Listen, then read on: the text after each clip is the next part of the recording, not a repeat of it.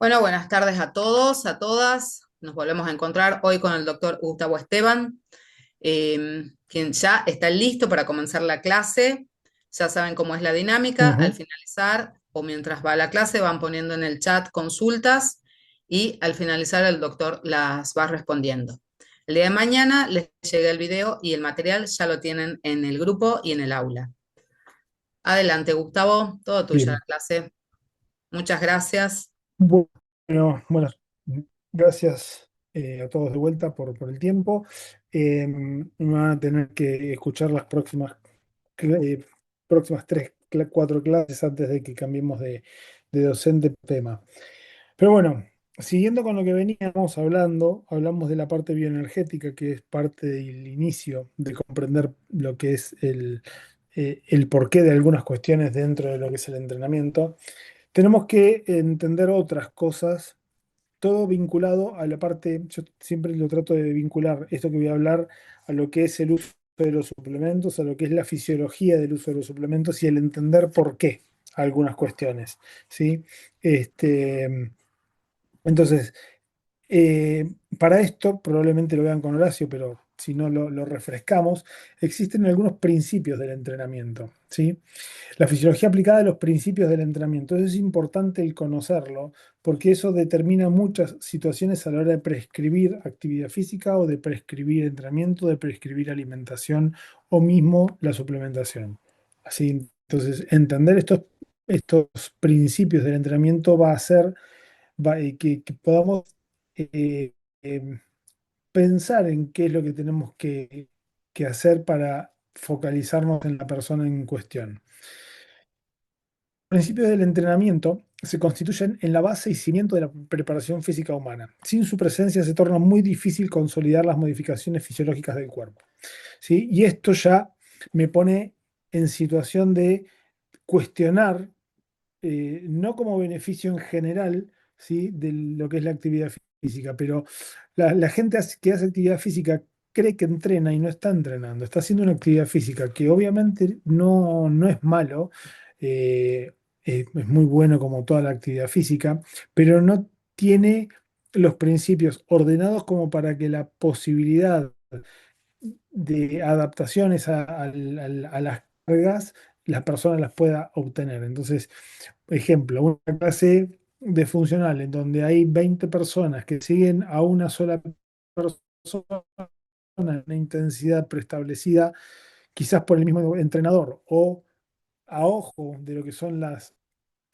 cargas que cada uno tiene con las que tiene que trabajar, eso está generando quizás una adaptación en el inicio, pero después no más, porque estamos sobre una situación en la cual la carga es inespecífica para la persona, ¿sí? Y a la inversa, puede ser que para otras personas sea mucho.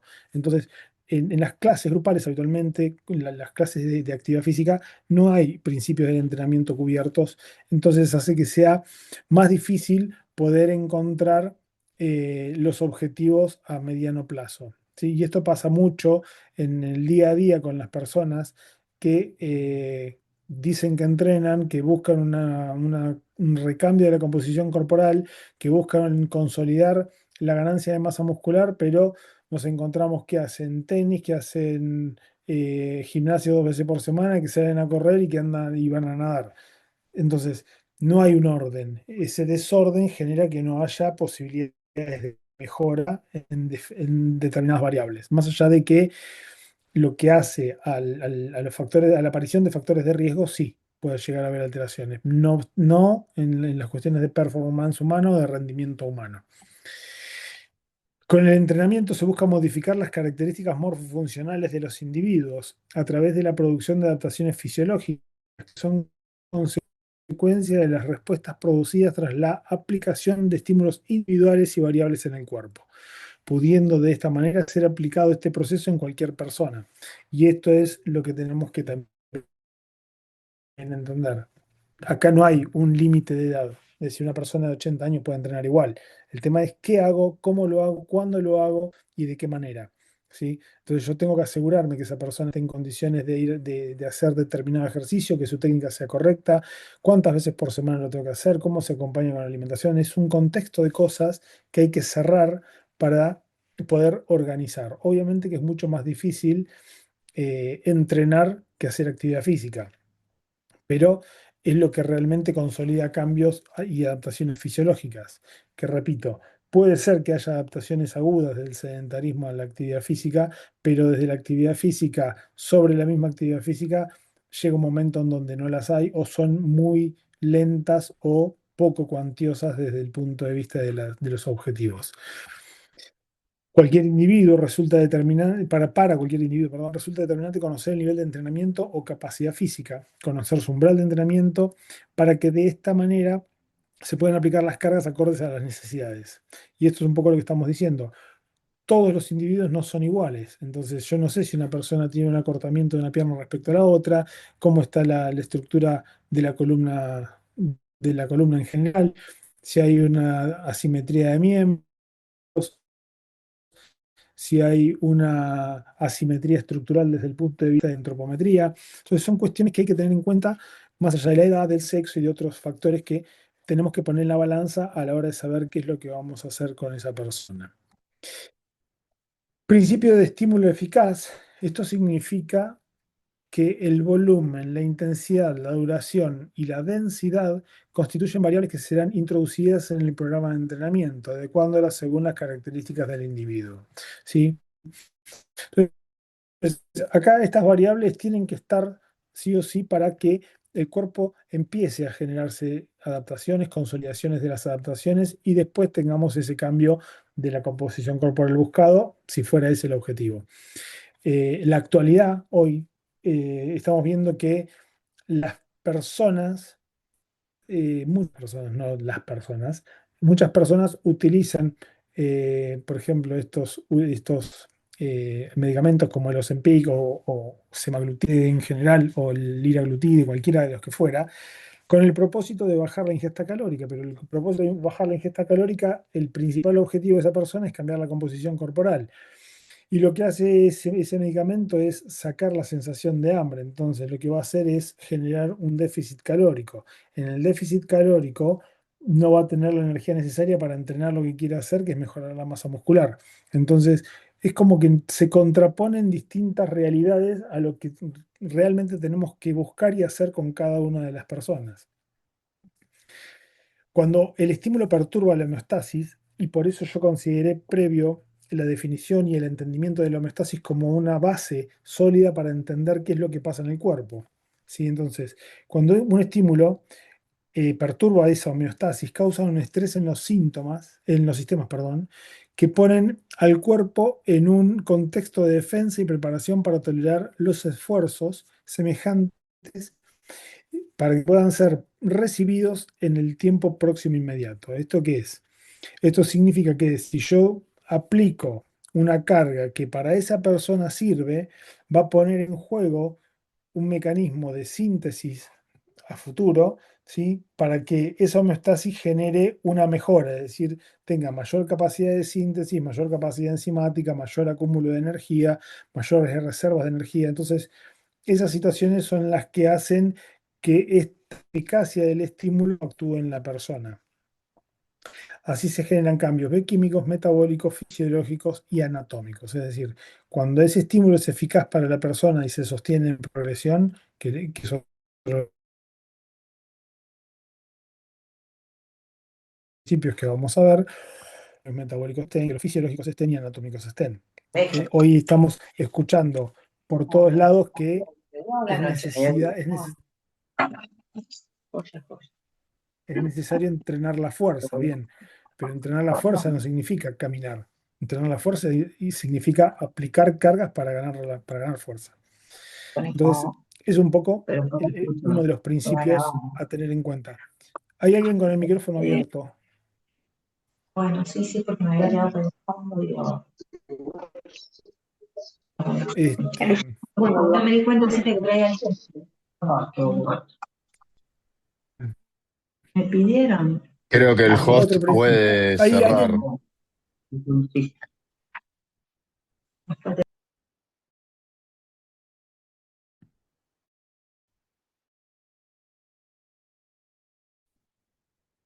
em, lo que les decía, otro de los principios es el principio de progresión.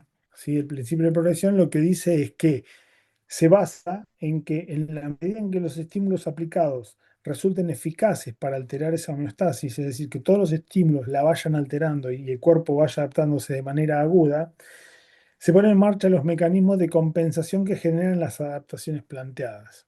¿Sí? Entonces, esa progresión hay que sostenerla en el tiempo para que pueda ser beneficioso el proceso que estamos haciendo en la persona. Deberían mantenerse con la progresión planificada mientras sean lo suficientemente fuertes como para mantener esos cambios. ¿Sí? Y esto es ya de la mano de un entrenador el que regula esas cargas y el que regula esa presión. ¿Sí? Pero bien, que a nivel corporal lo que se produce es que a partir de una carga, ¿sí? Nosotros vamos a generar en el cuerpo distintos procesos adaptativos agudos, ¿sí? Que van a permitir que las cargas sean toleradas de una manera diferente a lo largo del tiempo. Ese tiempo aproximado es de lo que se plantea es un mesociclo de trabajo. Un mesociclo de trabajo es el tiempo desde el cual fisiológicamente el cuerpo plantea una adaptación. ¿Sí? Entonces, yo planteo una carga de trabajo con un mesociclo de trabajo y ese tiempo es el que me permite que el cuerpo se adapte. A partir de esa adaptación es que cambia el formato del entrenamiento, o debería cambiar el formato, que eso lo manejará el entrenador, de acuerdo a las posibilidades de cada persona, ¿sí? En donde las cargas tienen que ser modificadas para generar nuevas adaptaciones. Y así es en toda la planificación en donde se busca que las cargas sean sistemáticamente más altas, ¿sí? Que pueden ser en duración, en frecuencia, en intensidad, en densidad del entrenamiento. O sea, eso es manejable absolutamente por el entrenador, obviamente con variables desde el punto de vista fisiológico para ver las posibilidades de la persona, pero es lo que nos permite a largo plazo que el cuerpo va cambiando su sistema de cada vez mejor. Supónganse lo que decíamos antes de la actividad física. Una persona eh, que era sedentaria, que de pronto elige caminar. Bien, perfecto. Entre estar sedentario y caminar y hacer siempre el mismo proceso de caminar, implica que del sedentarismo a la actividad física va a tener una carga que es diferente y mayor. Entonces, eso va a generar una adaptación en el cuerpo. Sí, pero si sostengo ese mismo tipo de entrenamiento, tipo de actividad, esa adaptación se va a sostener en el tiempo, no va a seguir mejorando. Ahora, supónganse que esa persona quiere seguir mejorando, pasa de caminar a un entrenamiento funcional. Cuando el entrenamiento funcional es estable, ya a partir de ahí las adaptaciones son menos cuantiosas. Entonces, esa forma de poner a las personas dentro de distintas actividades físicas es una forma eh,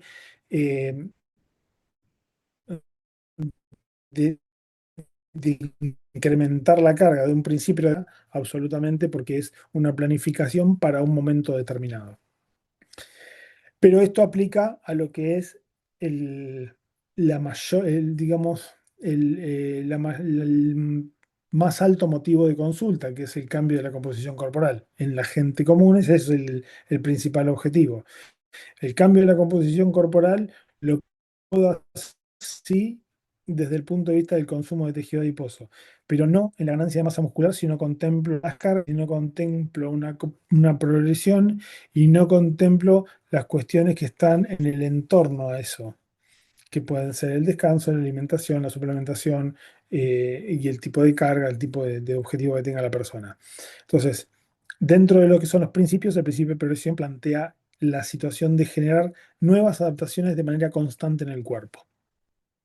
Principio de variabilidad. Este principio hace referencia a la necesidad de proponer ejercicios de contenido diverso, con el objetivo de proponer gran cantidad de actividades con diferentes acciones motrices.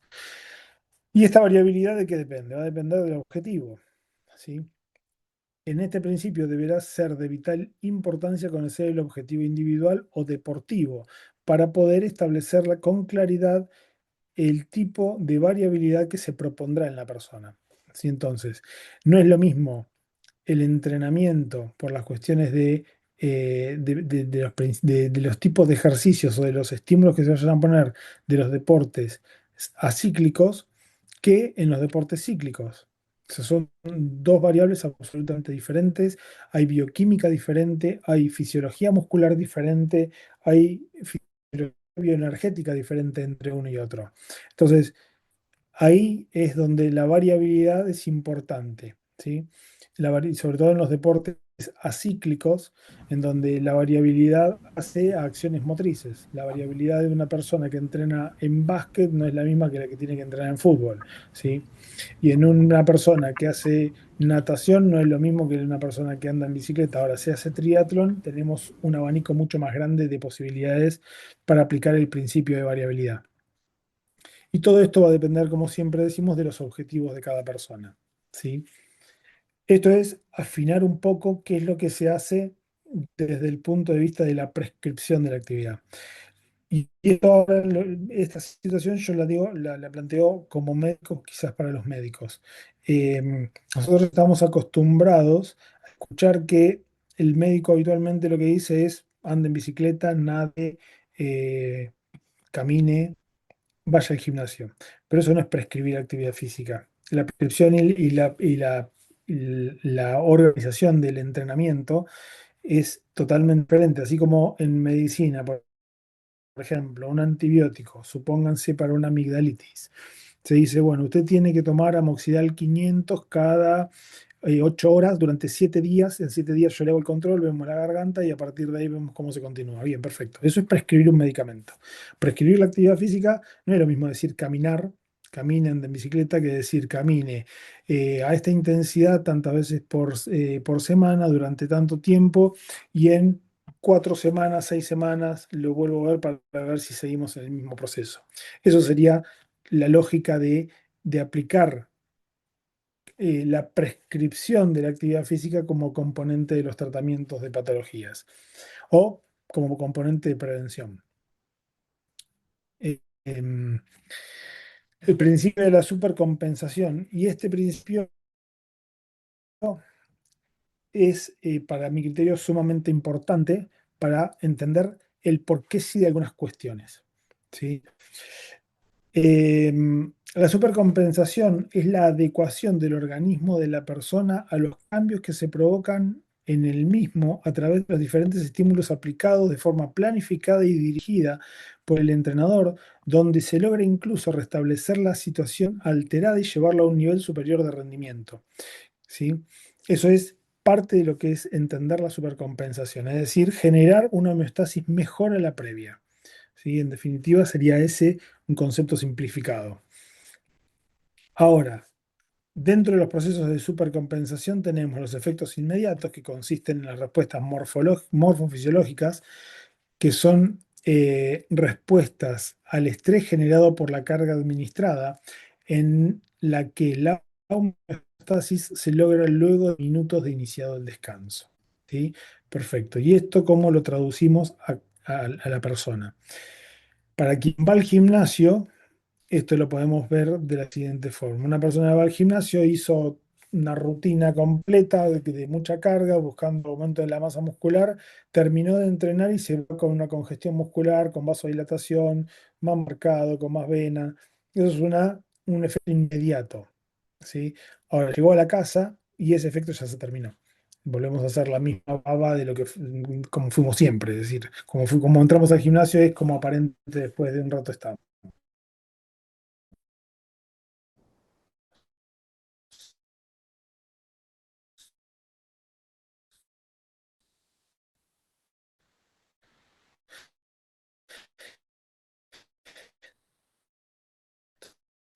Entonces, esos efectos perduran por más historia de efectos inmediatos, es decir, de estímulos inmediatos mesociclos. Los mesociclos generan adaptaciones y estas adaptaciones generan efectos adaptativos.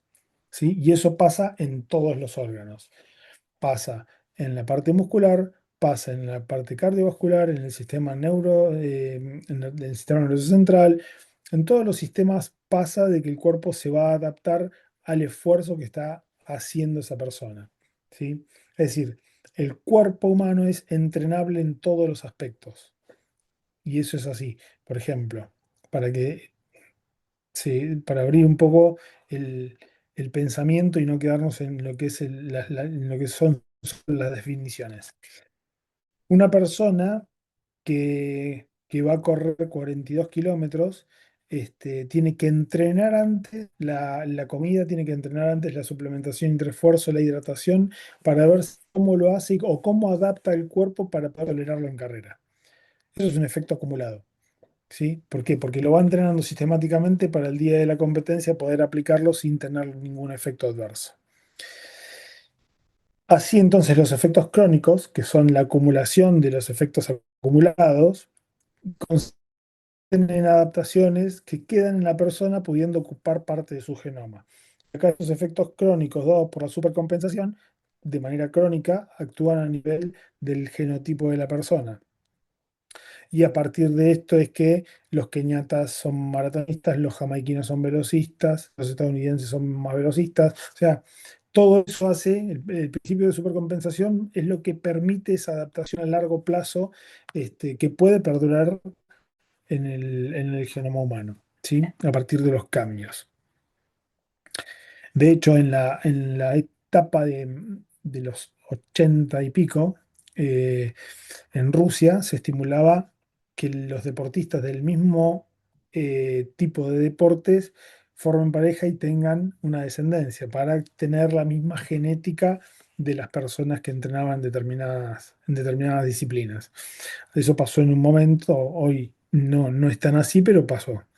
Y esto consiste en saber que estas adaptaciones que va a conseguir, por ejemplo, un pesista no las va a conseguir otra persona. Entonces, esa adaptación genética va a entrar en la ascendencia. Así entonces, graficándolo, el principio de supercompensación es, yo les marco con el cursor, la línea horizontal nos está graficando la homeostasis a la cual entramos a un sistema de entrenamiento, o la cual tenemos en un sistema, en el inicio de un sistema de entrenamiento.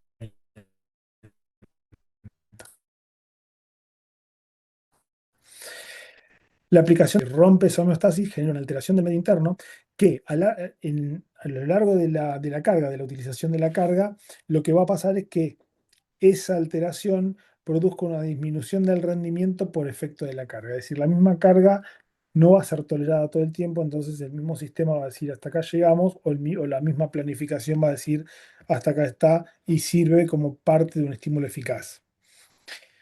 Terminado ese estímulo, el cuerpo ya empieza a notar que no es catabolismo como lo anterior, ¿sí? Es decir, empieza a notar que la aplicación de carga, que es absolutamente un estado catabólico, ya no está más. Entonces, lo que busca inteligentemente el cuerpo es reconstituir lo que tenía, es buscar esa homeostasis, ¿sí? Entonces empieza el proceso de recuperación inmediatamente post-esfuerzo, ¿sí? Llegada a la homeostasis, el cuerpo lo que piensa es que las cargas que va a utilizar no son las que venía utilizando antes del inicio del entrenamiento. Pongan día cero esta aplicación de carga, es decir, antes de esto yo no hacía nada. Entonces, cuando apliqué la carga, ya es totalmente distinta la situación a la vida diaria previa. Entonces, el cuerpo en este punto lo que hace es pensar que las futuras aplicaciones de carga serían similares a la próxima inmediata previa, ¿sí? Entonces, desde ese lado, el cuerpo reacciona en consecuencia y esa reacción es el aumento del rendimiento por supercompensación.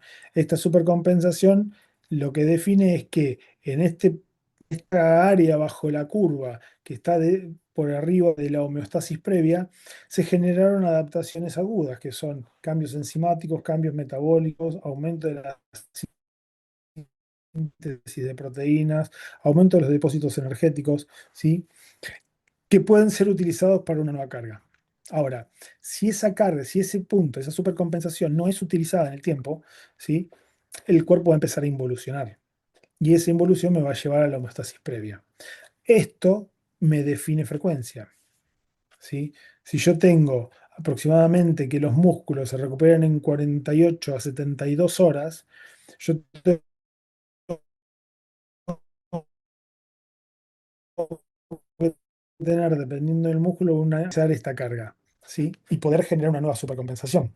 Entonces, utilizar una carga en esa área bajo la curva, sobre todo en los momentos más altos de esa supercompensación, sería el efecto deseado por la carga del entrenamiento y por la búsqueda de la supercompensación. Eh, Como el cuerpo no recibió ningún estímulo, y el efecto del entrenamiento por falta de estímulo. Entonces no se usa, el cuerpo dice, ¿para qué yo era económico como estaba antes? Si el cuerpo siempre va a buscar economía, y esa economía depende de lo que uno haga adelante. ¿Qué pasa? Óptimo, ¿cuándo es? Si los intervalos de aplicación resultan óptimos, dada la carga y los momentos de recuperación, el individuo se encuentra en condiciones de tolerar nuevos esfuerzos de igual o mayor intensidad que los previos. ¿Sí? Este punto, es decir, no quiere decir que entreno un lunes y el miércoles ya puedo poner más carga. No, esto es por sumatoria de estímulos agudos, ¿sí? Que es lo que dice acá, que tolera mayores cargas. Las primeras adaptaciones se hacen con las mismas cargas. Después las progresiones tienen que hacerse de acuerdo a los momentos de supercompensación y al estado o variables que se utilicen como parte del proceso de entrenamiento. Entonces, todo eso es lo que el entrenador que se entrenar busca y trata de optimizar ese recurso para que esa supercompensación se dé mejor. Suponiendo que aplique esa carga en el punto más elevado, lo que va a hacer es, como la carga al principio tiende a ser igual a la previa, el desgaste va a ser similar, pero nace de un techo más alto, de una homeostasis más alta. Entonces, la pérdida por carga, que es la previa a esta, que es la disminución del rendimiento por el efecto de la carga, va a ser menor en un piso más alto. Obviamente que los procesos de supercompensación, arrancando de un piso más alto, siendo parecidos, van a generar una nueva supercompensación útil para la aplicación de una nueva carga. Y esto en el tiempo es lo que me va a determinar lo que vimos en lo que es la progresión del entrenamiento. Es aplicar las cargas en los momentos justos para que las adaptaciones agudas se vayan dando y el cuerpo vaya adaptándose a cada una de ellas. Cuando es insuficiente, la otra situación posible sería que los periodos de empleo de nuevas cargas posteriores sean demasiado largos, lo que no permitiría que el cuerpo reaccione positivamente en la generación de adaptaciones que le permitan tolerar en el tiempo cargas nuevas. Y esto podría llegarse a dar si entrenan una vez por semana. Esas personas que dicen, yo entreno o hago actividad física, ¿qué hace? Y juego los sábados al fútbol y no hace más nada. Y bueno, la aplicación de carga no es eficiente para la mejora. Al contrario, en esa persona quizás tenga más riesgo de una lesión que una persona que realmente entrena. Entonces, hay que saber establecer cuándo algo está bien, cuándo algo está mal o cuándo algo alcanza o no. ¿Sí? Si una persona solamente quiere caminar pero mejorar, bueno, la caminata tiene que ser variable en frecuencia, en intensidad, en días de la semana. Esa situación va a generar algunas mejoras. Después quizás ya no tanta, o por ahí esa persona termina corriendo una maratón porque fue adaptándose a las cargas que necesitaba y fue mejorando. Entonces sus objetivos los fue corriendo por las mejoras y los resultados que ha tenido previamente. Que eso suele pasar mucho en personas que bajan de peso, que bajan mucho de peso, que empezaron con una actividad como el running o el ciclismo, que bajan de peso, que empiezan que empiezan a notar muchas mejoras, y eso hace que termine una persona que es obesa compitiendo en rural bike o en running, ¿sí? Pero bueno, esa aplicación de carga tiende a ser insuficiente si la frecuencia no es buena, tiende a ser insuficiente si la intensidad no es buena, tiende a ser insuficiente si los momentos de aplicación no son buenos, ¿sí? Y cuando en una mujer puede ser insuficiente la aplicación de carga por un momento no bueno en el periodo menstrual. Una mujer en la etapa menstrual es menos tolerante al esfuerzo, tiene un umbral del dolor más bajo, tiene intolerancia, no intolerancia, resistencia a la insulina, tiene un aumento en la resistencia a la insulina. Entonces, los procesos de recuperación en el periodo menstrual son mucho más difíciles. Entonces, por eso hay que ver en quién se aplica, cómo se aplica, cuándo se aplica, y esa historia es lo que hace la individualización de la carga. Y cuando es mucha la aplicación de cargas, si se administran cargas a intervalos cortos, donde los efectos de la fatiga generada por cargas previas impiden la recuperación, decrece la capacidad de generar un nuevo esfuerzo. Esto es lo mismo que lo anterior, pero a la inversa. ¿Y esto dónde se da? Muchas veces en mujeres que quieren que quieren mejorar la masa muscular en piernas. Entrenan 3 veces por semana piernas y glúteos, y no ven resultados. ¿Por qué? Porque el músculo no descansa y no está preparado para tolerar un esfuerzo cada vez mayor. Entonces, al no descanso, a la no recuperación, lo que va a pasar es que haya un impedimento a la mejora. ¿Sí? Entonces, la frustración es muchas veces de la gente que entrena o va al gimnasio 3 veces por semana, pero 3 veces por semana hace piernas y glúteos, en el caso de las mujeres, en el caso de los hombres que entrenan menos las piernas, tren superior, y no tengan tantos cambios, también tiene que tenerse en cuenta este formato de aplicación de carga. Principio de continuidad, este se trata de que para que un cuerpo organice sus adaptaciones orgánicas, los estímulos deben ser aplicados constantemente con establecimiento de las estrategias de descanso óptimas, ¿sí? Eh, y acá también esta historia puede ser que lo que decimos acá, que el establecimiento de estrategias de descanso es importante. ¿Por qué? Porque en el alto rendimiento muchas veces hay dobles o triples turnos, ¿sí? Entonces, una persona que hace remo, ¿sí? Remo olímpico, que entrena a la mañana, sale a andar o tiene X cantidad de pasadas arriba del bote. Sale, come, descansa, al mediodía tiene su entrenamiento de gimnasio, come, descansa y a la tarde tiene otra vez algún otro tipo de actividad dentro de lo que es lo específico del canotaje. Entonces, esta estrategia es la que maneja el entrenador de saber cuándo aplica qué carga en la persona para que esa persona pueda seguir en el rendimiento deportivo, ¿sí? Lo vimos ahora. ¿Qué pasó? Se bajaron las 2 horas de la maratón. Bueno, en ese sentido es que el entrenamiento es tan individualizado, tan genéticamente posible para la persona, fue tan ordenado desde el punto de vista del trabajo interdisciplinario que permitió esa situación, ¿sí? Entre otras cosas, obvio. Y por otro lado, es decir, que muchos estímulos con cierto nivel de carga deberían o deberán ser mantenidos en el tiempo sobre la persona para que las transformaciones funcionales logradas permanezcan estables a lo largo del tiempo. Y esto, así como sinónimo de frase, es que el principio de continuidad no es una vacuna. El entrenamiento no es una vacuna. Yo tengo actividad física 1 vez por semana y ya está. Ya tengo para 10 días. Sí, el entrenamiento, lo ideal no es que la persona entrene para comer, es que coma para compensar el entrenamiento y obtener mejoras. Sí, pero hay muchas personas que no tienen efecto porque no están ordenados los cimientos del entrenamiento. Y el principio de periodicidad, que la planificación presenta una sustancial relevancia, ya que necesita garantizar los mejores niveles de rendimiento humano, de manera que las cargas deberán estar en correlación al objeto propuesto, que sea el rendimiento deportivo o la salud, ¿sí? La periodicidad es la planificación a largo plazo, ¿sí? La periodicidad es cuál es la progresión de ese entrenamiento con un determinado objetivo. Hay deportes en los cuales es muy difícil una periodicidad, ¿sí? Como los deportes como el fútbol, el básquet, los deportes acíclicos principalmente. ¿Por qué? Porque hay en el básquet 2 veces por semana partidos, entonces 2 veces por semana alta intensidad. Entonces ahí hay que ajustar mucho las cargas del entrenamiento, hay que saber cuándo, hay que saber cómo ordenar la comida, la suplementación, el descanso. O sea, son todas las variables que aplican a todos los principios. Pero sí tener en cuenta que esa periodización del entrenamiento quizás sea más factible en personas que tengan una competencia de manera aislada. Esas personas permiten que el entrenamiento sea más sostenido y que las cargas se puedan prever con anticipación para obtener el mejor resultado por la aplicación de estas.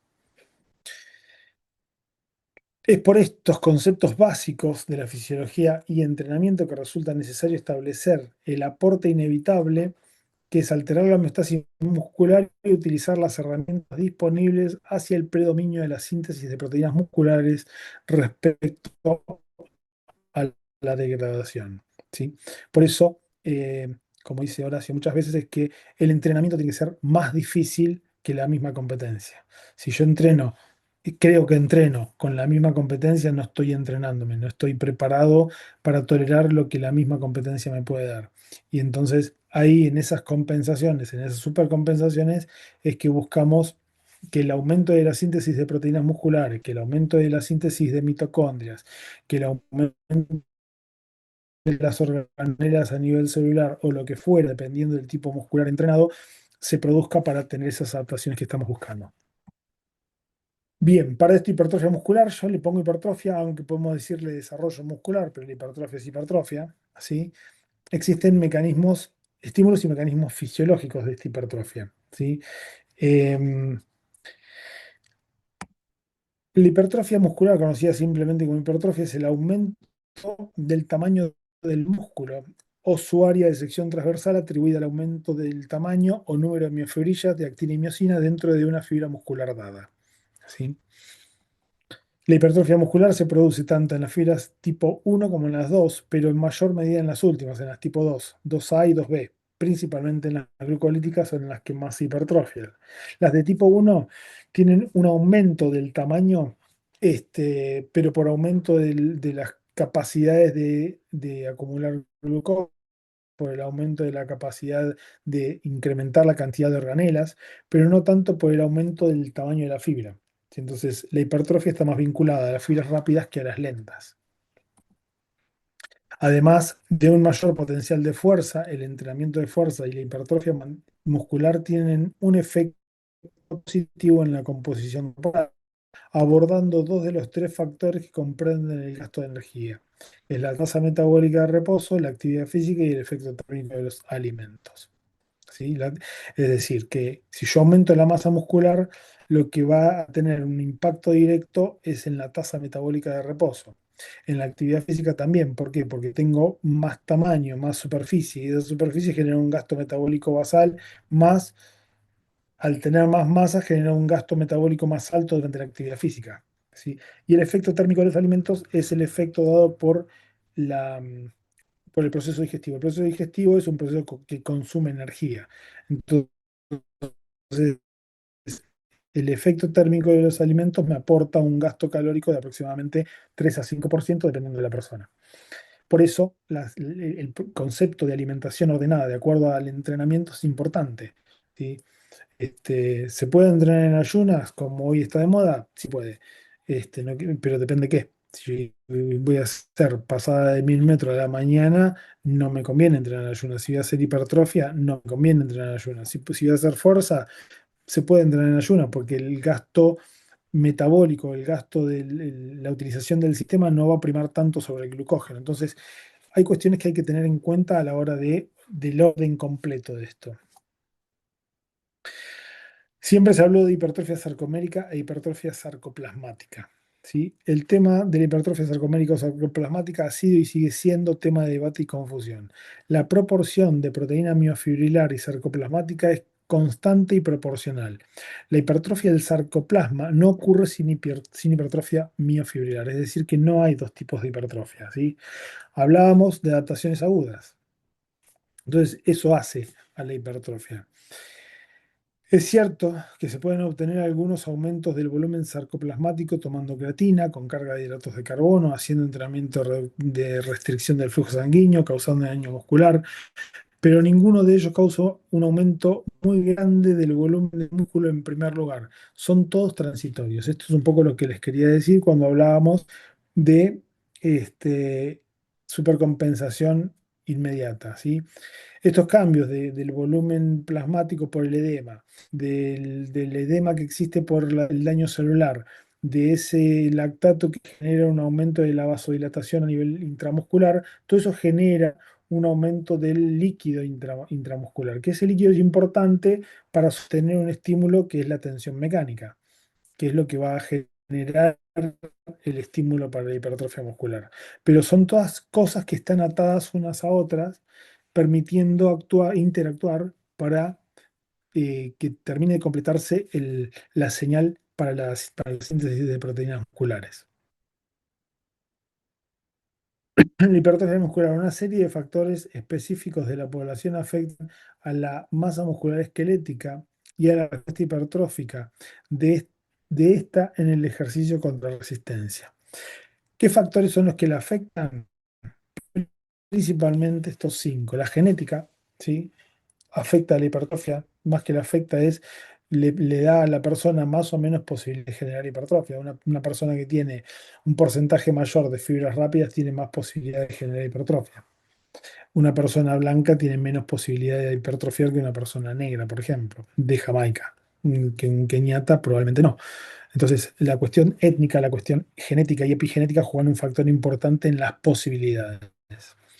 La edad es otro factor importante, que si bien no es una limitante absoluta, es una limitante en cuestiones de tiempo para la generación de hipertrofia.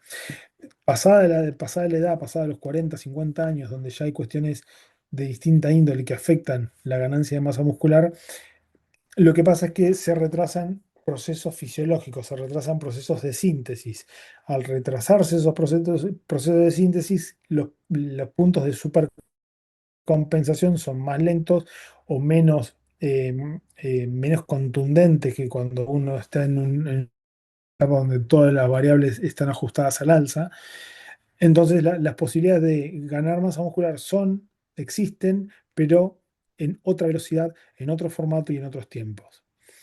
En el sexo lo mismo, no es lo mismo la posibilidad de hipertrofiar de una mujer que de un hombre, por una cuestión obviamente hormonal, en primera instancia, que está absolutamente vinculada a la posibilidad de ganancia de masa muscular en el sexo, ¿sí? Y por otro lado ya el hecho de que la mujer tenga un componente cíclico en las cuestiones hormonales generan respuestas que son totalmente diferentes a las del hombre, más allá de que la mujer obviamente tiene menos masa muscular que el hombre. Y el estatus de entrenamiento, esto es, no es lo mismo una persona que entrenó fuerza de chico y retoma los entrenamientos de fuerza a los 50 años que una persona que fue siempre sedentaria y no tiene ninguna célula satélite como para poder entrenar para mejorar la estructura muscular. Entonces, el estatus de entrenamiento nos está hablando de la historia de entrenamiento de la persona. Este, entonces, estas cinco variables son importantes a tener en cuenta, también evaluables, para saber cuál es la posibilidad de la persona de generar masa muscular. ¿Sí? Que esta hipertrofia, a ver, yo no la pongo acá como objetivo, sino la pongo como el objetivo hipertrofia muscular. Yo la pongo como que el desarrollo muscular es parte de un proceso, ¿sí? Que hay veces, en el único punto en donde la hipertrofia es objetivo es en el fisicoculturismo. Después, muchas veces, como dijimos en la primera clase, la hipertrofia muscular es consecuencia del tipo de entrenamiento y esa consecuencia está dependiendo del deporte, dependiendo del sexo, dependiendo de estas variables. Mecanismos de hipertrofia muscular. Uno de los principales mecanismos es la tensión mecánica, ¿sí? El estímulo mecánico, que es el estiramiento. Imagínense el músculo, imagínense cualquiera de ustedes haciendo bíceps, ¿sí? El bíceps lo que genera el movimiento excéntrico es un estiramiento, ¿sí? Un estímulo por la contracción muscular con un estiramiento de la membrana plasmática. Ese estiramiento en la membrana muscular lo que hace es generar una cascada con activación de integrinas. Integrinas son una serie de moléculas que están en una cascada de señalización que va a tener como punto final la síntesis de proteínas musculares. Pero este estímulo, el estímulo mecánico, dado por la tensión mecánica, es lo que inicia el estímulo en el receptor. Este receptor es el factor de crecimiento similar a la insulina que se encuentra en la membrana plasmática de las fibras rápidas principalmente. ¿Sí? Entonces, cuando se estira el músculo, y eso es tensión mecánica, la tensión mecánica está dada por la carga, está dada por el tiempo bajo tensión en el cual el músculo se somete a esa contracción muscular. ¿Sí? Entonces, esa tensión mecánica es lo que inicia el estímulo. Esa activación de integrinas, que son distintas enzimas o moléculas, continúan con la cascada de señalización que termina actuando en el ADN de la célula muscular. ¿Sí? Esa cascada de señalización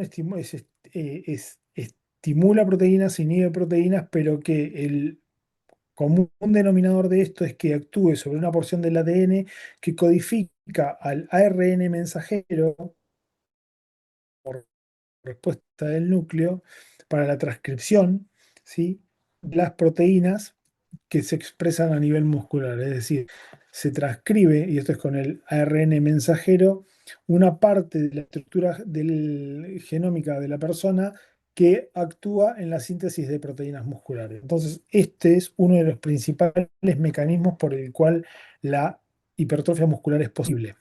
Por eso el caminar no me genera un aumento de la masa muscular. Primero porque este receptor está en las fibras rápidas principalmente, y el hecho de caminar no estimula este receptor. Entonces no voy a poder incrementar la masa muscular si no estimulo con altas cargas o en otro tipo o en otro formato de entrenamiento.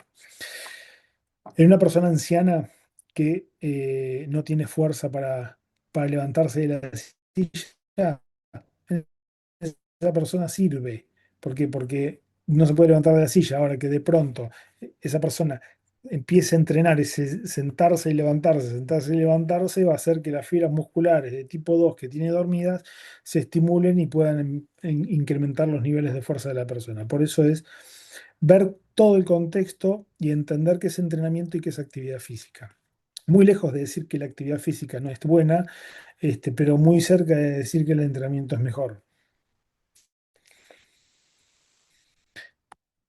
El estrés metabólico, dicho de una manera simple, este estrés es dado por la acumulación de metabolitos, producto del esfuerzo, principalmente lactato, fosfato inorgánico e hidrógenos.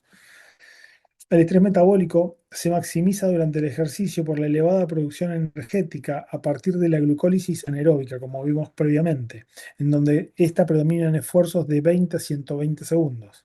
¿Sí? Entonces, este estrés metabólico, si yo estoy buscando un estrés metabólico con el objetivo de ganar masa muscular, la serie mía tiene que durar mínimo 20 segundos, no puede durar 3 segundos. ¿Sí? En los entrenamientos de fuerza, en donde hay 2, 3 repeticiones, en algunos casos muy aislados, hasta 6, hay muy poco probable que actúe una glucólisis anaeróbica por el tiempo que me lleva a hacer la cantidad de repeticiones y con las pausas que hay en el entrenamiento de fuerza, que eso obviamente Horacio lo va a explicar mucho mejor que yo. este, o sea, las pausas que se dan en este tipo de entrenamientos alcanzan para recomponer todo el sistema que principalmente se usa en la fuerza, que es el sistema del ATP. Además, la oxigenación muscular de la que depende la glucólisis está comprometida durante el entrenamiento contra resistencia. La compresión persistente del flujo circulatorio durante toda una serie provoca hipoxia aguda y por lo tanto un desarrollo metabólico más elevado. ¿Sí? Esta hipoxia tiene mucho que ver con esa posibilidad o no posibilidad de generar eh, nuevos vasos sanguíneos o generar un aumento del lactato, un aumento de hidrógeno, un aumento de fosfato inorgánico. ¿Sí? Es decir, en ausencia de oxígeno, con la alta demanda que yo tengo desde la contracción muscular o desde lo que es el mismo entrenamiento, me genera un proceso de carencia de oxígeno con aumento de la glucólisis anaeróbica y formación de piruvato y lactato. Eh, ¿Qué pasa con esta situación? Este estrés metabólico, se produce un incremento en el reclutamiento de las fibras musculares, hay una respuesta hormonal elevada, hay una producción alterada de mioquinas, acumulación de radicales libres e inflamación celular. Es decir, todo este proceso que va a pasar por trabajar en carencia de oxígeno va a estimular estas situaciones. El estímulo de estas situaciones termina generando esta inflamación celular. Si nos imaginamos que se edematiza la célula, que se agranda por edema, esa tensión mecánica sobre la membrana se va a sostener en el tiempo. Entonces, ese estímulo anabólico dado por el estímulo del factor de crecimiento similar a la insulina va a persistir. Por eso en el culturismo a veces se entrena al fallo, porque sostiene un estrés metabólico, la tensión mecánica es larga, ¿sí? No pasa esto en otro tipo de deportes porque no es necesario para el deporte, pero en el caso del culturismo, donde lo único necesario es el incremento de la masa muscular, está dado como parte del proceso de entrenamiento. Y por otro lado, el daño celular, cuando no se está acostumbrado al ejercicio intenso, hacerlo puede causar daño al músculo esquelético. Este fenómeno, comúnmente conocido como daño muscular inducido por el ejercicio, la severidad de este depende de factores tales como el tipo, la intensidad, duración total del entrenamiento. Está influenciado por el tipo de contracción muscular, aunque el ejercicio concéntrico o isométrico pueda causarlo, las contracciones excéntricas tienen con mucho un mayor impacto sobre estas manifestaciones ya que generan daño en la unión de la actina y miosina. Hay proteínas que las vimos cuando hablamos de la estructura muscular, que pueden ser una de las proteínas que se daña es la titina es la que sostiene las actinas con la miosina. Entonces, esos daños proteicos generan un daño celular. Ese daño celular es un estímulo directo para estimularse la reparación. Y esa reparación es la que lleva a la ganancia de masa muscular. Y esto lo vamos a explicar de esta manera. Tenemos los factores de crecimiento, es decir, el esfuerzo de alta intensidad, factores de crecimiento, citoquinas, hormonas como insulina o testosterona, aminoácidos y esfuerzo de alta frecuencia, que estamos acá representándolo, son estimulantes directos de la vía emetor. La vía emetor es la vía anabólica por excelencia de la estructura muscular, presente principalmente en las fibras FT2 y las 2A, más que nada. Estos estímulos actúan en esta vía. Esta vía estimula al receptor de membrana, que es el factor de crecimiento similar a la insulina, que es estimulado por los tres mecanismos previos que decíamos: la tensión mecánica, el estrés metabólico y el daño celular. Sobre todo el daño celular va a actuar en otra vía anabólica que va a necesitar de emetor, pero también genera una consecuencia en otro lado. Entonces, cuando se estimula la vía emetor vía factor de crecimiento similar a la insulina, se genera la liberación de citoquinas que terminan fosforilando, activando determinadas proteínas, es decir, fosforila la proteína AKT que actúa sobre la proteína mTOR. La proteína mTOR, una vez que está activada, se divide en dos partes.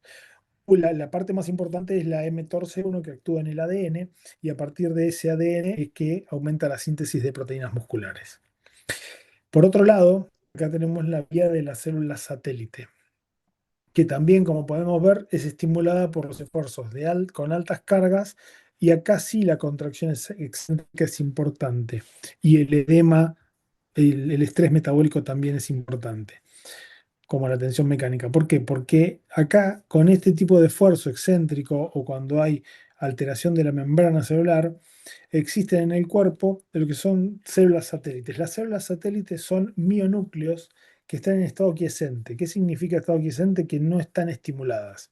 Ahora, cuando existe un estímulo por contracción excéntrica y ruptura de la masa muscular de la membrana, hay una parte donde las células satélites se fijan, que es la lámina basal y la membrana muscular. En el sitio de unión de esos dos puntos se encuentran los núcleos, los mionúcleos, que son las células satélites. Cuando existe una ruptura, esa ruptura acá ustedes ven como iniciales NO y NO, que es óxido nítrico, ¿sí? Cuando existe una ruptura de la estructura muscular, hay ruptura de vasos sanguíneos, de la microvasculatura. Esa ruptura acompaña a la liberación de los pulsos de óxido nítrico que facilitan y mejoran la migración de las células satélite al sitio de la lesión. Y una vez que está en el sitio de la lesión, se estimula vía mTOR el aumento de esa célula para que se transforme en un nuevo miotúbulo. Y es así como el recambio de células o el aumento de cantidad de células musculares se producen vía estas células satélite. Estas células satélite están dadas, aparecen en las personas, tienen que ver la genética, tienen que ver los patrones de entrenamiento previo, tienen que ver el uso o no de fármacos, ¿sí? El culturista tiene a largo plazo más células satélite porque la testosterona lo estimula. Entonces, la posibilidad que tiene una persona que entrenó, que tiene algún a ver, que usó fármaco alguna vez, un culturista es más fácil recuperar parte de la estructura muscular sin el uso de fármacos que una persona que no lo usó. No quiero decir con esto que sea beneficioso el uso. Pasa que está estudiado que las células satélite tienen mayor cantidad las personas que utilizaron ciclos farmacológicos. Hay otra vía que es la vía de la calcineurina. ¿Sí? La calcineurina también es estimulada por la actividad física de alta intensidad. Como dijéramos antes, las fibras rápidas necesitan de un gran poder de estímulo neurológico, ¿sí? Los hertz de estímulo son muy altos. Eso lo que hace es despolarizar mucho las membranas. Esa despolarización lo que necesita es mayor liberación de calcio, porque el estímulo es mayor, hay más unidades musculares reclutadas. Entonces, como la liberación de calcio es mayor, vía calcineurina, lo que se genera son mayor cantidad de complejos calcio-calmodulina. La cantidad de complejos calcio-calmodulina regula la activación de la calcineurina, que es una proteína, que lo que va a hacer es estimular los factores de mejora de los miocitos y el factor nuclear de células T, que estos actúan a nivel del ADN también para la síntesis de proteínas musculares. Entonces, estamos viendo que si bien la principal vía anabólica del cuerpo es la mTOR en las fibras musculares rápidas, tenemos vías alternativas, de las cuales las células satélites necesitan de la vía mTOR para poder estimular el crecimiento, mientras que la calcineurina es un factor que estimula directamente la síntesis de proteínas musculares. Esto estamos hablando desde el punto de vista de lo que es anabólico principalmente, ¿sí? Por otro lado tenemos que el ayuno, los esfuerzos de baja intensidad, los esfuerzos cíclicos, lo que tienden a hacer es depletar los niveles de glucógeno, bajar las concentraciones de AMP, es decir, aumentar las concentraciones de AMP, perdón. Este, si aumentan estos dos, lo que se hace es, se estimula una proteína que se llama AMPK, que esta proteína fosforila inhibiendo a la proteína que actúa sobre la vía mTOR. ¿Qué significa? Que si yo tengo un ayuno estamos hablando del mecanismo del ayuno, no de un ayuno de 7 horas, ¿sí? Que no desayuné, estoy hablando del ayuno, ¿sí? Tengo baja en el glucógeno muscular porque lo estoy utilizando. Tengo esfuerzos de baja intensidad que no necesitan de este esfuerzo para mejorar la señalización. Todo eso lo que hace es inhibir la producción de masa muscular o de síntesis de proteínas musculares. Por eso también vemos en la fisonomía de los deportistas que los deportistas de resistencia no tienen un desarrollo muscular como los deportistas cíclicos o velocistas o de fuerza, porque es totalmente distinto la vía de estímulo, ¿sí?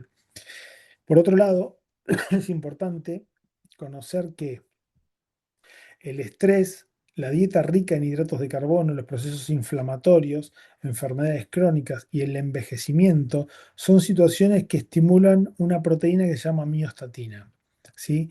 La miostatina actúa principalmente estimulando la vía MPK, es decir, estimula lo que va a inhibir la vía anabólica, ¿sí? Entonces, para ser claros y gráficos, una persona con artritis reumatoide es una enfermedad crónica eh, que, que cursan muchas personas. Una persona con resistencia a la insulina o diabetes. Una persona con procesos inflamatorios crónicos. ¿Sí? Una, una persona obviamente que no entrena y que esté en una etapa de envejecimiento. Todas estas personas figúrenlas, ténganlas presentes como imagen y van a ver que el desarrollo muscular es poco probable o no se da, ¿sí? Entonces, esa situación muchas veces está dada por el aumento de la miostatina e imposibilidad de estimular la vía mTOR. Por eso, en estas personas, el entrenamiento de alta intensidad termina siendo importante para mejorar esta vía mTOR. Y por otro lado, esta vía de la miostatina, a la vez de estimular lo que inhibe el mismo estímulo. Es decir, la capacidad de esta vía de impedir el desarrollo de masa muscular es muy alta. Entonces, a contrapartida de esto, nosotros sabemos que el esfuerzo de alta intensidad me va a mejorar la síntesis de otra proteína que se llama folistatina. La folistatina actúa inhibiendo a la miostatina y por otro lado estimulando a la vía mTOR. Es decir, es la contraparte de la miostatina es la folistatina, pero para esto, para este estímulo, para que cambie esta relación, necesitamos entrenar y los patrones de fuerza, necesitamos entrenar diferentes metodologías que van en contra de los procesos que me deplecionan el glucógeno o las capacidades para que todo el sistema anabólico esté más estimulado. Cuando todo lo puedo estimular hacia ese formato de entrenamiento, voy a minimizar los efectos catabólicos y con eso voy a tener una mejora en la estructura muscular si es que tengo eso como objetivo. Si mi objetivo es correr la maratón, el entrenamiento va por otro lado. ¿Sí? El entrenamiento va porque necesito cuestiones enzimáticas, cuestiones metabólicas, cuestiones que van de la mano de otro tipo de cosas. Y no es cuestionable, sino que para la masa muscular sí es necesario un determinado patrón de entrenamiento con cargas determinadas, con estímulos determinados. Y eso está dado por el tipo de entrenamiento, por los factores de crecimiento que se van a estimular producto del estímulo de la calcineurina o lo que fuera. Este, perdón. Es- ¿Cómo es? Las hormonas que se van a estimular, las personas que hacen deportes de resistencia, habitualmente los niveles de testosterona son más bajos que las personas que hacen entrenamientos de fuerza. Entonces, es menos probable que una persona que entrena en resistencia tenga la testosterona suficiente como para encima ganar masa muscular. ¿Sí? ¿Por qué? Porque las fibras musculares de tipo 1 no las necesitan para la hipertrofia, para la síntesis de proteínas. Se necesita otra cuestión que es la cuestión más metabólica, enzimática, de resistencia, va por otro carril. Este, Otro estímulo son los aminoácidos y acá estamos hablando de la alimentación y suplementación también. Y si vamos al contexto general, vemos cómo la alimentación es importante. ¿Por qué? Porque necesito un aporte de aminoácidos determinado, necesito eh,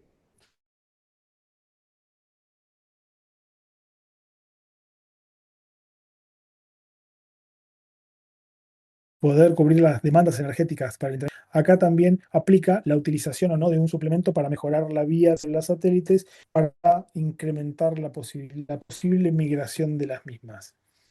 Entonces, con todo esto, la idea es que entendamos qué es lo que nos pasa cuando estamos entrenando, ¿sí? Y que estas vías es importante saber cuándo estimularlas y para qué estimularlas. Y una cosa más para agregar que habitualmente se pregunta, se dice, y hay muchas opiniones contrapuestas, que muchas personas van a entrenar, entrenan fuerza, tienen una buena rutina de fuerza o hipertrofia, pero después los ponen a correr en cinta media hora. ¿Sí? Entonces, si yo estoy buscando un estímulo de esta vía, ¿para qué después pongo el otro estímulo? Para inhibir la vía que estoy buscando. Y esto se da por dos mecanismos, porque si yo después del entrenamiento de alta intensidad que utilicé glucosa, me pongo media hora en cinta a una intensidad determinada, agoto los depósitos de glucógeno, entonces me estimulo la vía MPK y me inhibe la que estoy intentando estimular. Por otro lado, el, existe, como habíamos hablado previamente, en lo que es el estrés metabólico, ese edema intracelular que se produce, si yo inmediatamente hice piernas y después eh, me fui a andar en bicicleta o a la cinta a caminar, lo que estoy haciendo es utilizar musculatura que no utilicé en el entrenamiento para que tome ese lactato en lo que es la gluconeogénesis muscular para la producción de glucosa. Entonces estoy sacando ese edema que estoy necesitando para que se mantenga la tensión mecánica y el estímulo de la insulina. Entonces, conocer los mecanismos van a hacer que podamos utilizar mejor las herramientas para la planificación correcta de todos los procesos de entrenamiento de las personas. Creo que es importante Creo que esto define muchas cuestiones que los vamos a ver para adelante y creo que más allá de saber el número, el tipo de vía o qué se estimula, qué no se estimula, es conocer que hay momentos para cada estímulo, ¿sí? Y que a veces superponerlos no es tan beneficioso, ¿sí? Hay vías este, que van en contra de otras. Muchos me cuestionan también el hecho de que una persona que es sedentaria, que hace gimnasio y después media hora de bici o cinta después de entrenar, es lo mismo. La verdad que yo no estoy de acuerdo en eso, no es lo mismo, porque el estímulo se sigue dando igual, realmente se cambia la posibilidad de estimular los tipos de estrés que se utilizaron en el entrenamiento. Entonces, creo que en la mayoría de las personas se produce. Obviamente depende del entrenamiento y la competencia, no es lo mismo una persona que hace tiro a una persona que hace kayak. Entonces, hay situaciones que hay que ordenarlas muy bien. Tampoco quiero decir que no es necesario los esfuerzos de baja intensidad en un tipo que hace fuerza. Sí, puede ser que caminar le sirva, ahora correr no le va a servir porque no está generando un estímulo en la vía anabólica que es la que necesita para sostener los entrenamientos de fuerza. Así que este fue un poco el panorama de todo esto como para tener claro estas situaciones, porque estas situaciones nos definen cuestiones que también hoy se están poniendo en duda sin sentido alguno. Este, así que sin más con esto, los dejo a las preguntas. Este,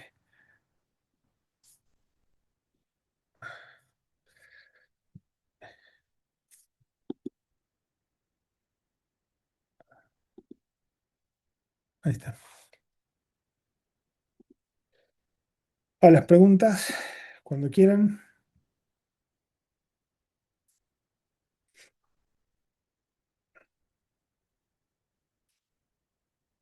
Hoy Hola Gustavo.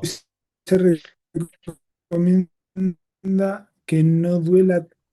Hola. Oh, Acá leo Quique. Vos preguntaste, hoy se recomienda que no duela tanto en el post-entrenamiento, por eso está bueno con la progresión y la previa evaluación. Así se va midiendo la intensidad y volúmenes. Y la organización de los ejercicios para no fatigar tanto. Depende de los objetivos. En mi caso es para mejorar la calidad de vida. Sí, estamos de acuerdo. Eh, Eso, o sea, el tema del dolor son lógicos y pueden pasar, ¿sí? Porque estamos readaptando. Ahora, hay que diferenciar de un dolor, de un DOMS, que es un dolor muscular por esfuerzo, en lo que es un dolor muscular sostenido. Si yo tengo un dolor muscular de más de 48 horas que no se recuperó, ahí es una cosa. Ahora, si yo tengo un dolor muscular que a las 24, 48 horas se me fue, es otra y es parte del proceso. Muchas veces en personas que recién se inician, el, el dolor hace que haya más deserción también, pero ahí es cómo se organiza todo el proceso de progresión.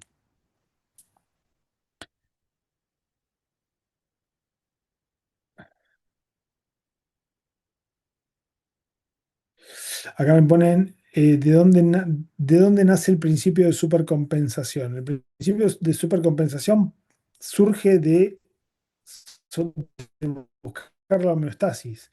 Surge de que el cuerpo trata de sostener una homeostasis o buscar una mejora. Y eso depende de la carga para la persona.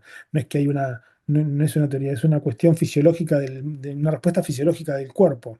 ¿Sí? A mayor estrés, el cuerpo va a buscar una adaptación. Entonces, el estrés del entrenamiento genera como consecuencia una supercompensación. Y la supercompensación termina siendo una ley del entrenamiento. Es decir, se produce siempre que las cargas de entrenamiento sean ideales para la persona en el contexto de entrenamiento de esa persona. Quiere decir que se produce siempre.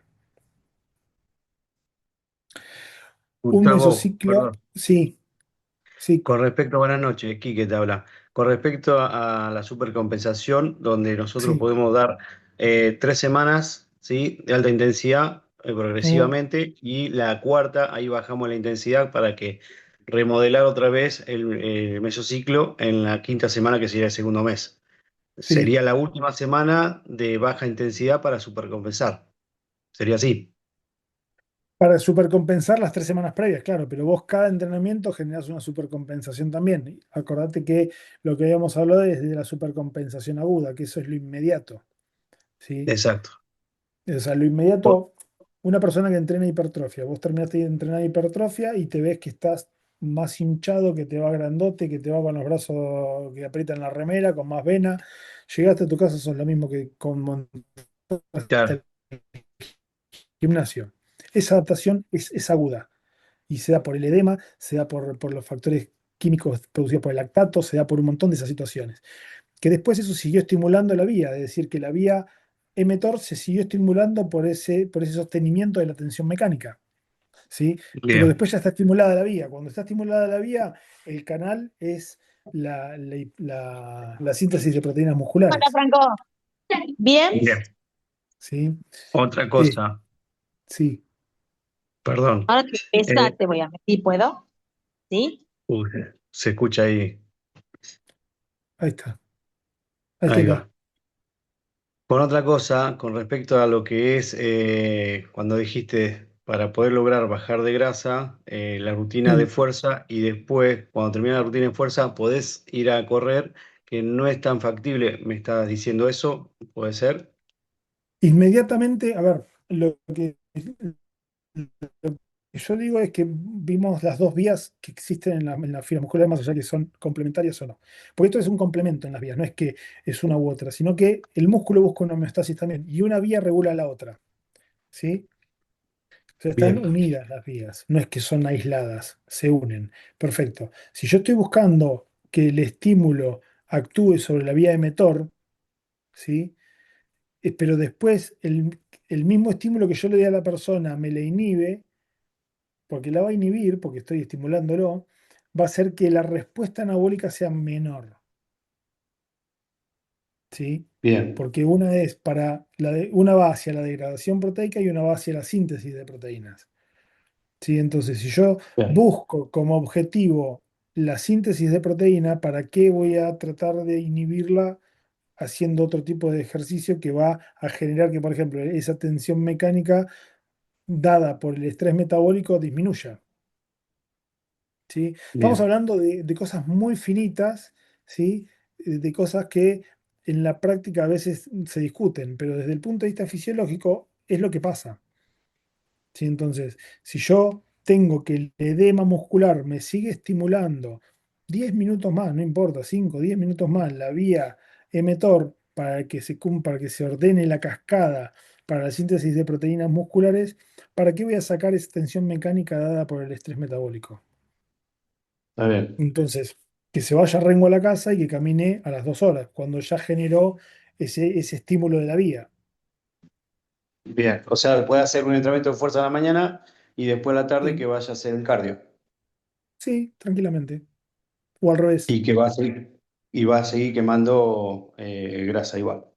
Sí, totalmente, porque la ganancia de masa muscular ya está estimulada. O sea, después, fíjate lo que está pasando ahí en las redes que te dicen que ese efecto anabólico del entrenamiento y la alimentación dura 16 horas, 15 horas, 18 horas, ¿sí? Eso es un entorno anabólico. ¿Sí? Que está bien, lo comparto. Ahora, lo que hay muchas personas que no entienden, creo, es la ventana anabólica. Es el momento de sensibilidad del cuerpo. La sensibilidad del cuerpo no es la misma a la hora que a las 6 horas. ¿Sí? Entonces, esa historia es la que tengo que contemplar, esa ventana, respetar ese tiempo de sensibilidad para que el cuerpo pueda estimular todo lo que busca estimular. Doc, una pregunta.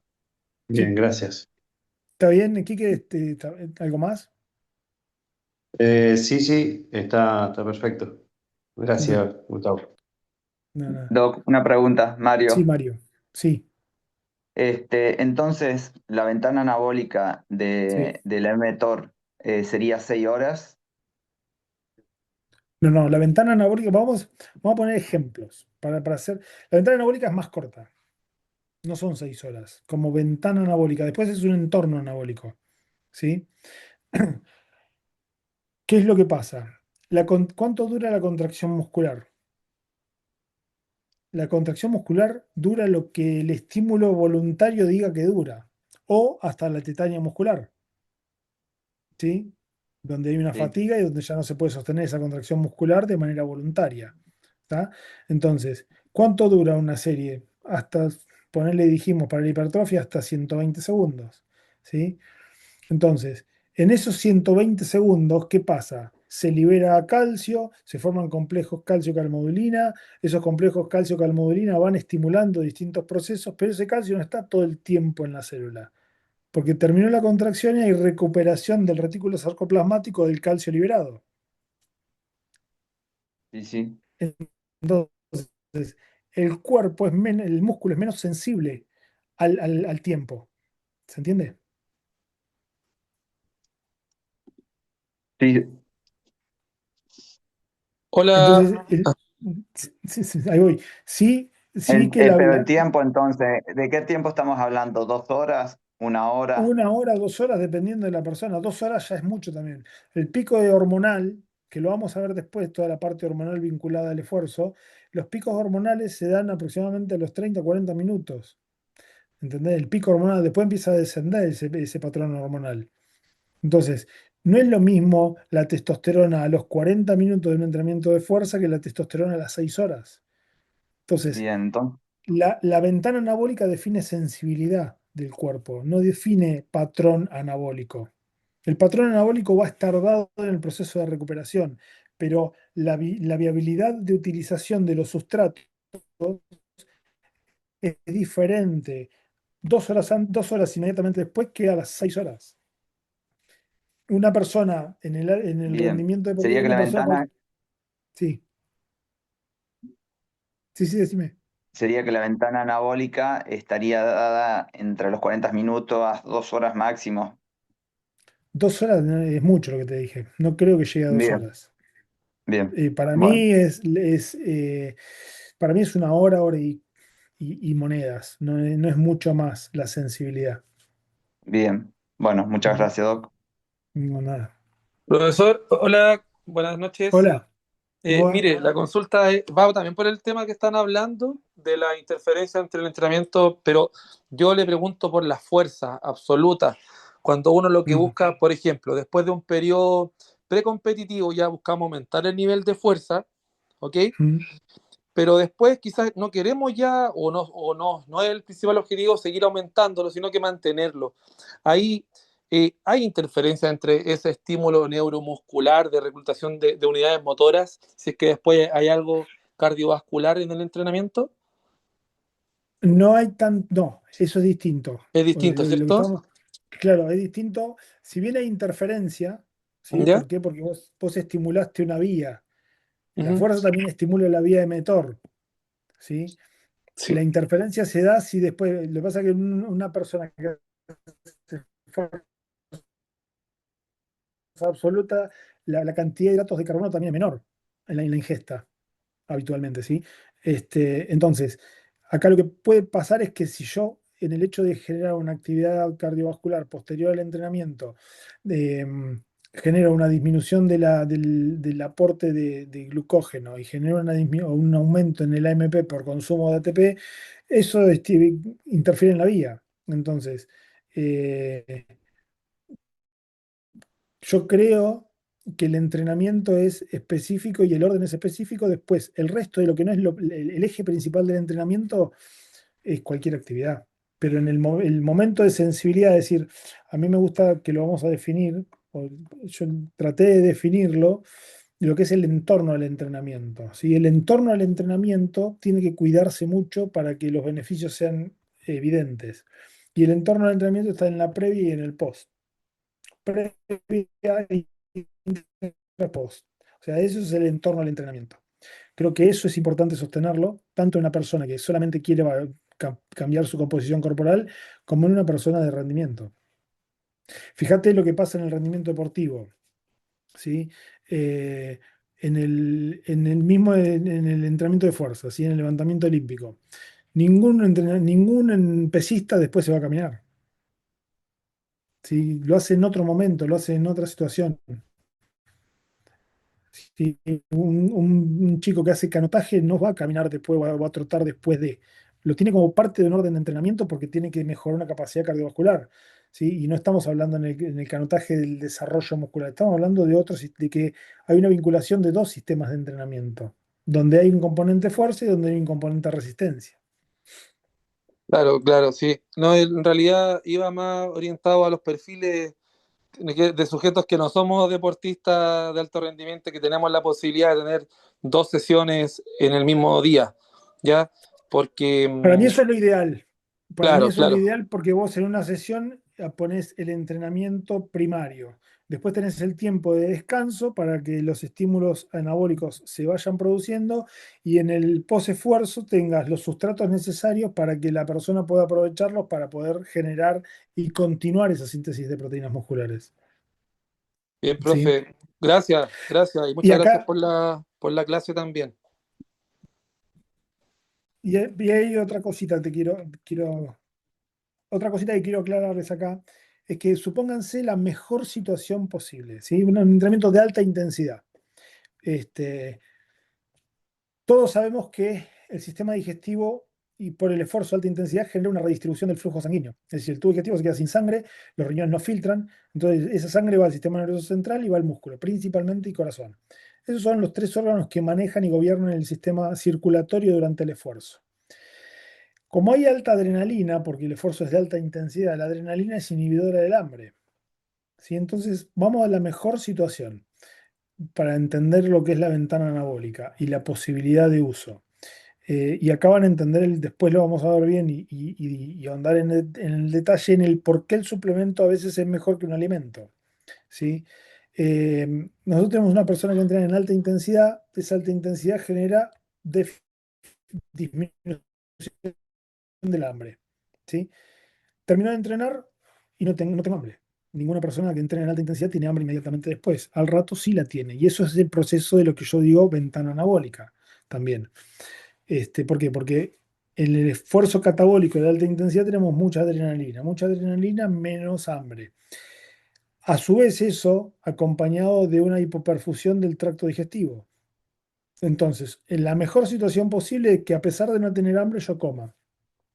El proceso digestivo va a estar enlentecido por menor perfusión gastrointestinal. Entonces, como voy a tener un enlentecimiento en la digestión, los patrones absortivos van a cambiar. Y al cambiar, posponen mucho más el proceso de absorción. ¿Sí? Entonces, una persona que recién se entrena, que habitualmente completa una digestión en 2 horas, la puede tener recién a las 2 horas y media o 3. Entonces, ahí es donde existe una gran diferencia en lo que es un alimento y un suplemento.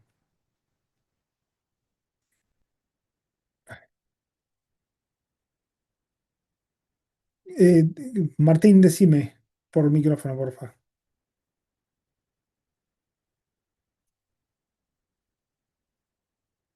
¿Qué pasa con las adaptaciones y las intoxicaciones? ¿Cómo afecta a las vías metabólicas? ¿O qué se puede decir sobre eso? ¿Qué intoxicaciones? Ese es el tema. ¿Cómo anda, Gustavo? Buenas noches. ¿Cómo ¿Se te me va, Martín? escucha? Sí, sí, te escucho. Intoxicaciones, no sé, por ejemplo, yo veo que tengo compañeros que salen bastante, ponerle juegan al fútbol, son sedentarios, salen, toman y también fuman, por ejemplo, y nada, ¿y qué pasa con esas situaciones ahí? ¿Cómo Es ponerle, así. se puede ir alejando y entender un poco más qué pasa con todo al respecto después de la desalteración, puede ser o no sé. Muchas gracias. Sí, mira, el tema de los tóxicos, primero, el alcohol es un inhibidor importante del rendimiento humano, ¿sí? ¿Por qué? Porque afecta a largo plazo el- la formación de la mielina, genera un déficit de vitamina B, ese déficit de vitamina B genera a nivel de la conducción muscular un retraso en la conducción por carencia de mielina, entonces todo eso afecta al estímulo, ¿sí? El tabaco lo mismo, a ver, estamos como habíamos hablado previamente.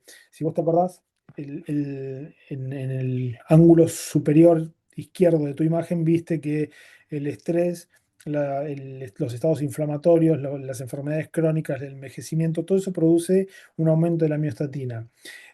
Tanto el alcohol como el tabaco generan un estrés inflamatorio. Ese estrés inflamatorio va a aumentar la miostatina. Entonces, eso también me disminuye la posibilidad de generar masa muscular o niveles de fuerza. Entonces, todo está interrelacionado y tiene que ver en dónde está afectándose la cosa.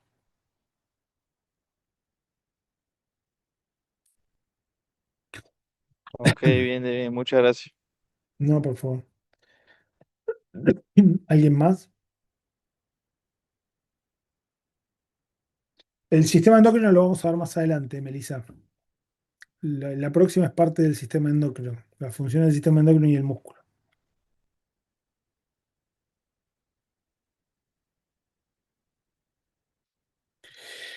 La hipertrofia es necesaria en trabajo de fuerza máxima, no siempre. Se puede utilizar, sí, en la fuerza máxima, pero no siempre se usa fuerza máxima para la hipertrofia.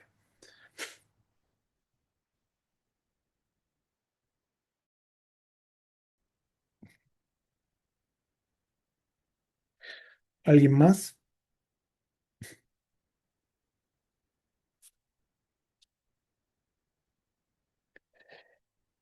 ¿Qué opina de los aminoácidos intra y post-entreno? Esto cuando ya veamos los suplementos, que vamos a hablar de los suplementos en sí.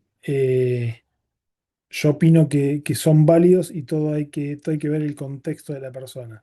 ¿Sí? No, no es solamente, no es lo mismo un maratonista, no es lo mismo un maratonista que un pesista, no es lo mismo un triatleta que un culturista. ¿Sí? En el triatlón, por ejemplo, en el Ironman, donde hay 4 horas de esfuerzo mínimo o más, 9 horas a veces, no, 9 horas, 7 horas, 9 horas, dependiendo del nivel, ahí hay consumo de proteínas. Entonces, los aminoácidos intraesfuerzo pueden servir como proceso de utilización de aminoácidos para la gluconeogénesis ahorradora de glucógeno, para inhibir el catabolismo proteico. O sea, depende de quién. Lo vamos a dar bien, pero depende de quién. Gustavo, la última. Sí, Con respecto tu modelo ideal para poder quemar grasa sería un formato de primera entrada en calor, obviamente activación, mm, fuerza intermitente y a lo sí. último cardio. Es que con el intermitente puedes hacer cardio en Exacto. alta intensidad. Entonces no te Bien, hace falta el cardio caminando. perfecto. Entonces Bárbaro. el Y modelo es una activación de siempre la activación de zona media. Igualmente, la activación de zona media te lo digo entre pinzas porque si vos haces sentadilla profunda, tenés una aproximación con la misma sentadilla, trabajás la circulación localizada y después el mismo esfuerzo y la misma activación y aproximación hacia las series efectivas, ya vas a tener activada la zona media. Si tenés buena técnica, ahora si tenés un principiante, más vale que haga una activación completa.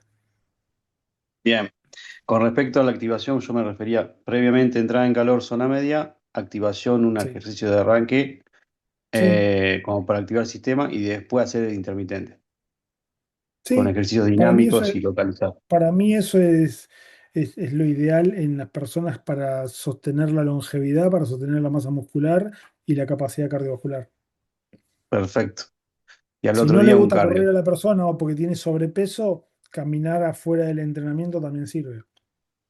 entre serie y serie. No, afuera. No, Terminó de afuera, entrenar y afuera, después de esa ventana de la que estamos hablando. de 2 horas. Sí, para mí sí, ¿eh? Bien. Bárbaro, Gustavo, gracias. Muy buena la clase. Gracias. Gustavo, buenas Germán, noches. ¿Qué tal? ¿Cómo va? Mi pregunta va en función de eh, del sostenimiento y la mejora de la fuerza muscular, no del aumento de la masa muscular. La pregunta es, el sostenimiento de la fuerza. claro, porque no quiero decir la palabra aumento de masa muscular porque no estoy en busca del tamaño, del crecimiento del tamaño. Ujú. Sí estoy en busca esa, de sostener la fuerza muscular, evitando la dinapenia, por ejemplo. Entonces, Sí. mi, mi pregunta va La respecto a las dinapenia es proteínas. consecuencia de la Sí, sarcopenia. Claro, claro, claro, exacto. Eh, pero bueno, más que lo especificaba para que la pregunta va en dirección de Sí, no sí, del aumento de la masa muscular, sino de la mejora de la fuerza muscular. Sí, o sea, sí. sin crecimiento. Eh, entonces, la pregunta es, si con qué unidades de gramos de proteína por peso corporal es el mínimo para poder mejorarla. 1.0, 1.1, Esto es, 1.2. sí, mira, Capaz es de otra. para mí las tablas, sí. No, no, no, vale la pregunta, después se ampliará cuando se toque el tema, pero esto, hay conceptos que son personales, ¿sí? Desde el conocimiento de la fisiología, no desde lo que dicen los papers solamente. Sí, porque los Mm, papers te hablan de que 1.6 gramos te sirve y es el punto donde vos tenés el proceso anabólico estimulado siempre, ¿sí? Pero la realidad es que no se absorbe el 100% de las proteínas, porque depende de la cantidad de fibras, depende de qué tipo de proteína, depende de tu digestión.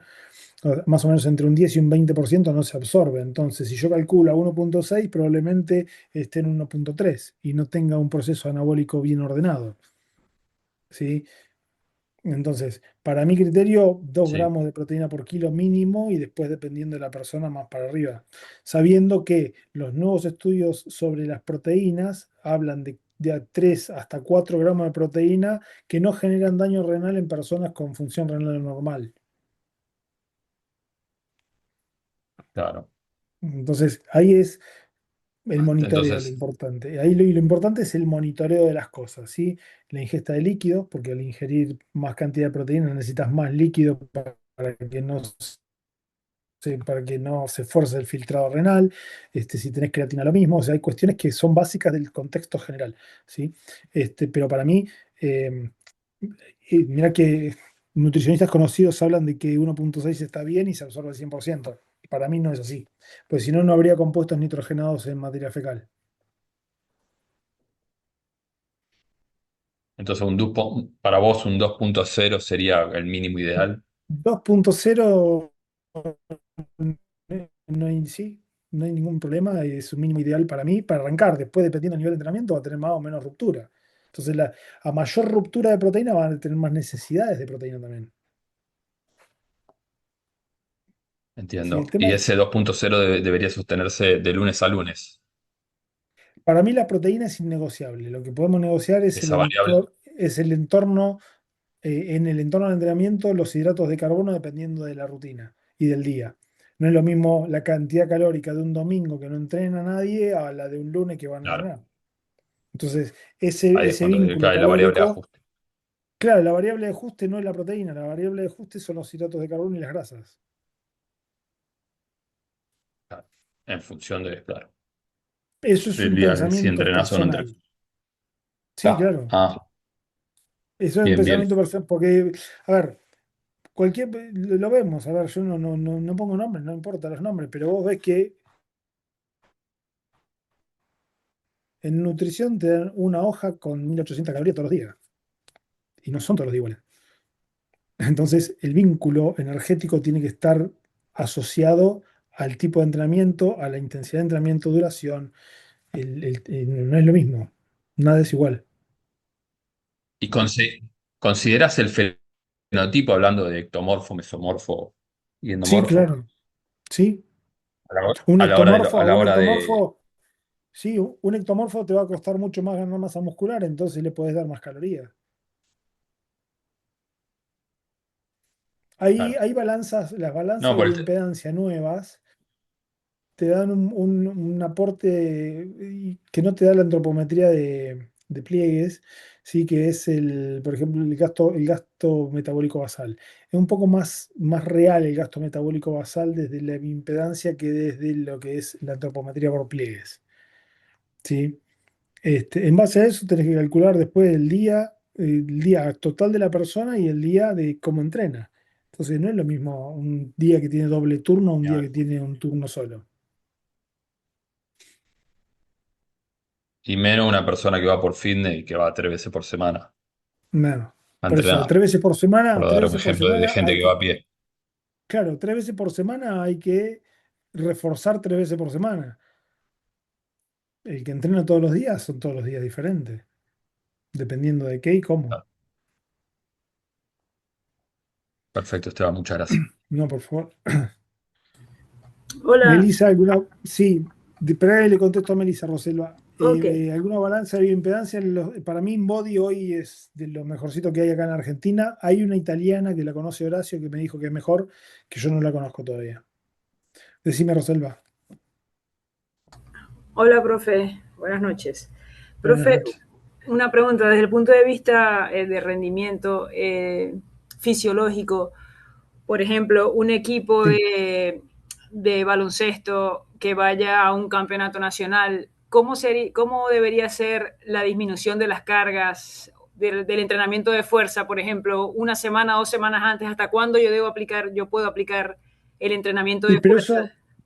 eso depende de la competencia también. Si vos tenés que la competencia es diaria y ya no lo Una vez aplicás al día juegos por 5 días.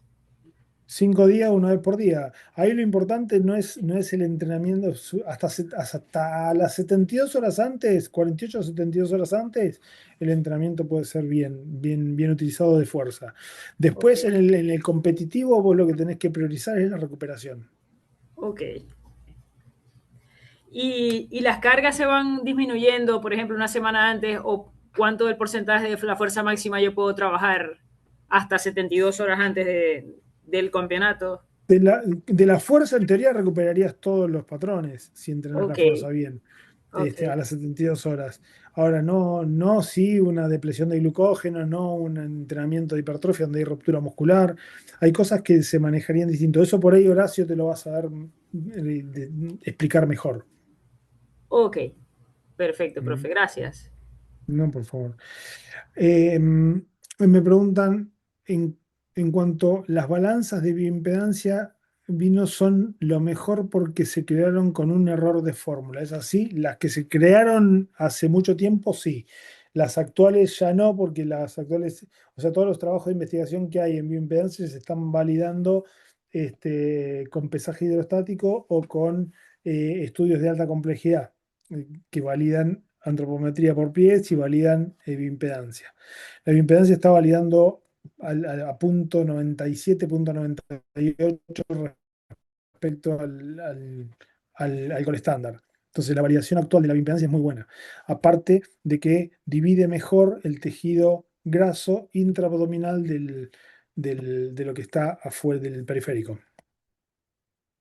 Aparte que me da datos sobre minerales, datos sobre proteínas, datos sobre hidratación celular. Hay un montón de otras variables que dependiendo del uso o dependiendo de para qué lo estoy usando, es mejor una u otra. Profe, en cuanto a a la bioimpedancia, la báscula Omron, no sé, que la he escuchado, ¿qué le parece? Sí, esas son las primeras que salieron, no son lo mismo que InBody o que las nuevas que están saliendo. Lo que hay acá en la Argentina, por lo menos de mayor tecnología, es InBody. Y fuera de Argentina, por ejemplo, porque yo soy de Venezuela.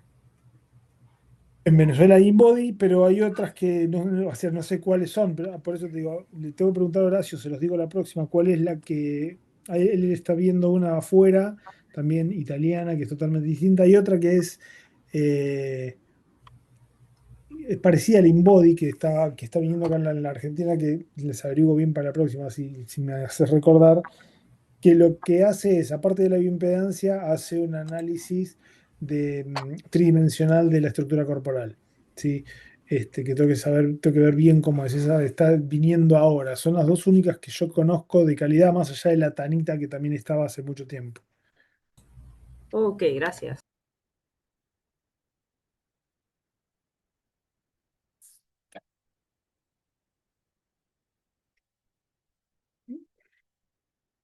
Bueno, si no hay preguntas,